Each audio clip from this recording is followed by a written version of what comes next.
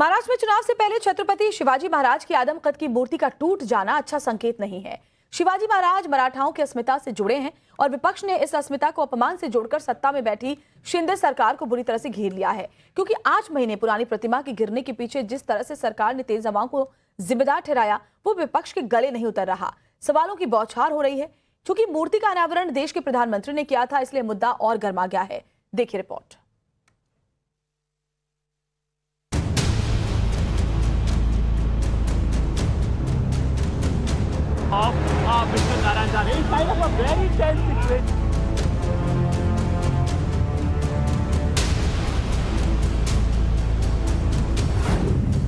महाराष्ट्र के सिंधुदुर्ग जिले के समुद्री तट पर मौजूद राजकोट किले की फिजाओं में जबरदस्त सियासी उबाल देखने को मिल रहा है। इस उबाल के पीछे की वजह है छत्रपति शिवाजी महाराज की 35 फुट ऊंची आदमकद मूर्ति का अचानक ढह जाना।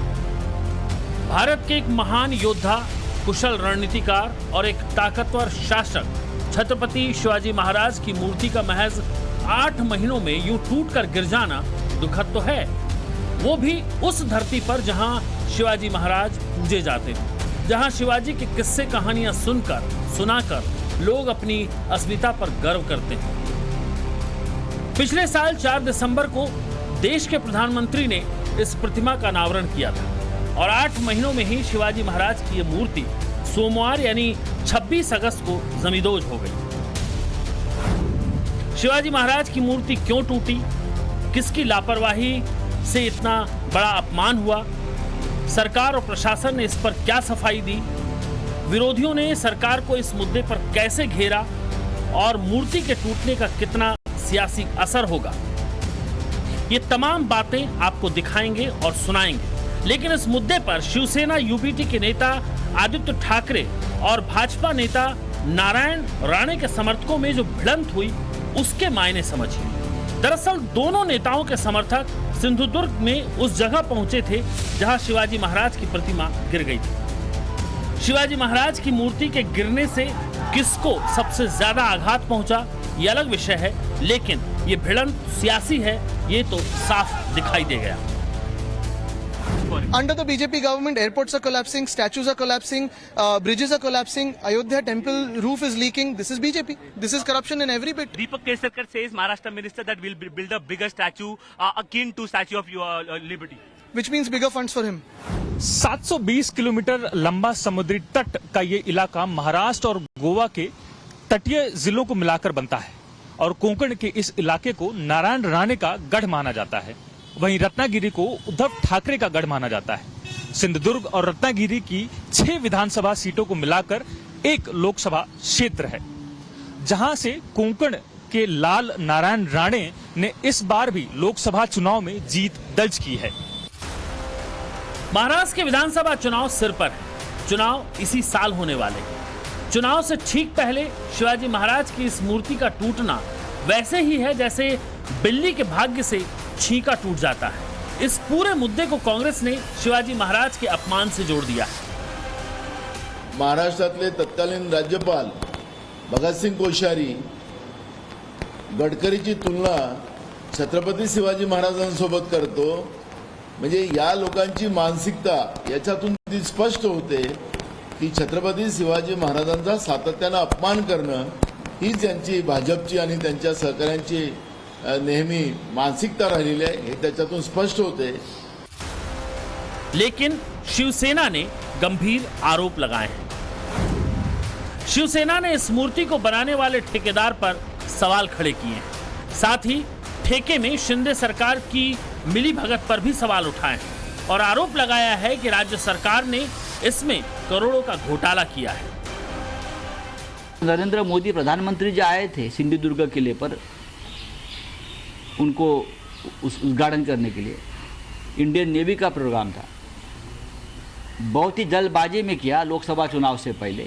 उसमें सामने आया है सभी ठेकेदार मुख्यमंत्री के थे, पुतला बनाने वाला ठेकेदार मुख्यमंत्री का गांव का था, ठाणे वाला। हाँ, अभी पुतला टूट गया, महाराष्ट्र के ऊपर बहुत बड़ा आघात हो गया है। अब ये बोलते हैं कि बहुत ज़ोर से हवा चली। हवा महाराष्ट्र में जोर से चलती है लेकिन फिर भी बहुत से पुतले समुंदर पे है और किले पे है, बनाए हैं। हवा आपके दिमाग में चली गई है सत्ता की। छत्रपति शिवाजी महाराज के काम में भी वो लोग भ्रष्टाचार करते हैं। अब लाडली बहना हमारे लाडले राजा को नहीं संभाल सकते आप लाडली बहना की बात करते हो। महाराष्ट्र में हर मराठी की अस्मिता से जुड़ा यह मुद्दा है। ऐसे में इसका गंभीर होना बेहद लाजमी है। कांग्रेस हो या चाहे शिवसेना, आरोप लगाने के लिए उनके पास कारण तो है, क्योंकि यह पहली बार हुआ है कि किसी महापुरुष की मूर्ति इस तरह से विखंडित हुई है। राजाओं, महाराजाओं, देवी देवताओं की ऐसी सैकड़ों अदम कदम मूर्तियां हैं जो कई पीढ़ियों से जस की तस बनी हुई हैं, लेकिन छत्रपति शिवाजी महाराज की मूर्ति महज 8 महीने में इतनी बुरी तरह टूट गई है कि सवाल खड़े होंगे और होने भी चाहिए।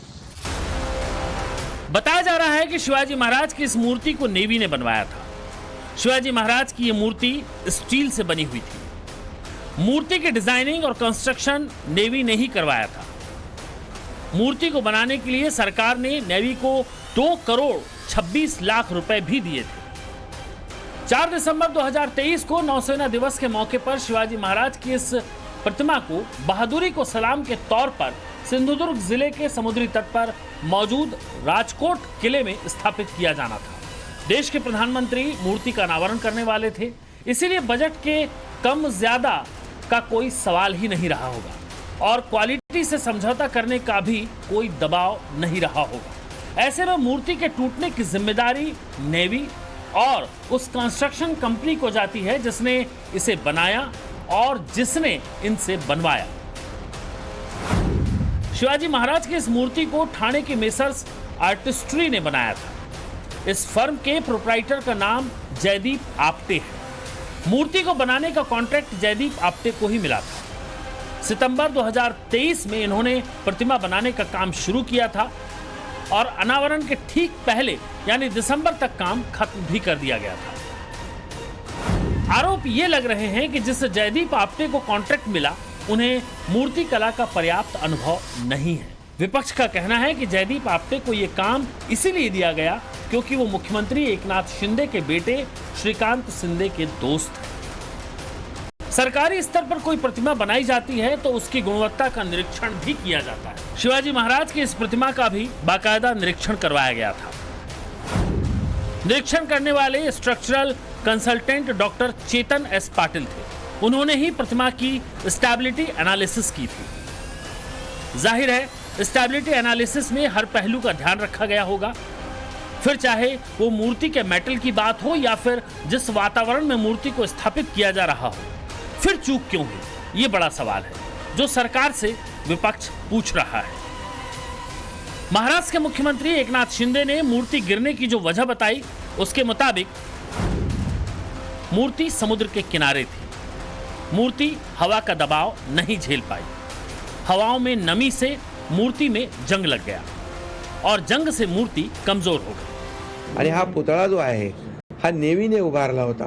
त्याचं कंप्लीट डिझाईन नेव्हीने तयार केलं होतं आणि मी कलेक्टरशी बोलल्यानंतर त्यांनी मला सांगितलं 45 किलोमीटर पर आवर अशा प्रकारचा वारा, सुसाट्याचा वारा जो वोग होता आणि त्या याच्यामध्ये पुतळ्याचं नुकसान झालेलं आहे।